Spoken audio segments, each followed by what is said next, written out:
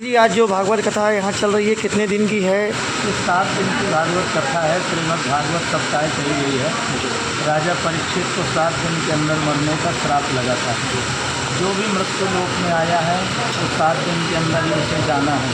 सोम, मंगल, बुध, बृहस्पति, शुक्र, शनि, रवि। तो इसीलिए श्रीमद् भागवत सप्ताह चली गई है। 7 दिन के अंदर ही श्रीमद् भागवत की कथा श्रवण करनी चाहिए। आज क्या तीसरा दिन है? आज क्या है या कथा? आज तीसरा दिन है कथा का। कल की कथा में सृष्टि विस्तार का वर्णन किया गया। इस मृत्यु लोक में सबसे पहले नारायण भगवान आए और नारायण के बाद भगवान विष्णु का रूप धारण किया। चतुर्भुज रूप धारण करने के बाद उनकी नाभि से कमल और कमल के द्वारा ब्रह्मा जी की उत्पत्ति हुई और ब्रह्मा जी के द्वारा मनु महाराज और मनु महाराज के द्वारा ही हम मनुष्यों की उत्पत्ति हुई है। इसीलिए हम मनुष्य कह गए हैं। मनु महाराज की संतान है मनुष्य। आज जो कथा है प्रति दिवस की कथा है।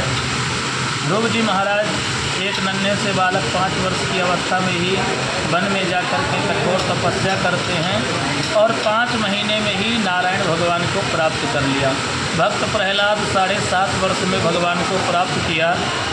तो ध्रुव और प्रहलाद की कथा से हमें यही ज्ञान प्राप्त होता है कि जब एक 5 साल और 7 साल का बालक भगवान को प्राप्त कर सकता है तो क्या ध्रुव और प्रहलाद की तरह भक्ति करके हम और आप भगवान की भक्ति करके परमात्मा को भी प्राप्त कर सकते हैं। गुरुजी आप काशी में हैं और खुद आप वृंदावन धाम से आए, क्या कहना चाहेंगे काशी वासियों को कथा को लेकर? काशी एक अलौकिक अपने आप में है, दिव्य नगरी है। यहाँ भगवान भोलेनाथ का निवास है।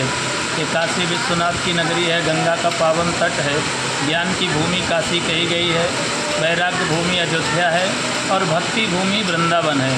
तो जो आनंद वृंदावन में है वो अलग है, जो अयोध्या में है वो आनंद अलग है और काशी के आनंद तो दिव्य आनंद है। यहाँ ज्ञान ही ज्ञान है।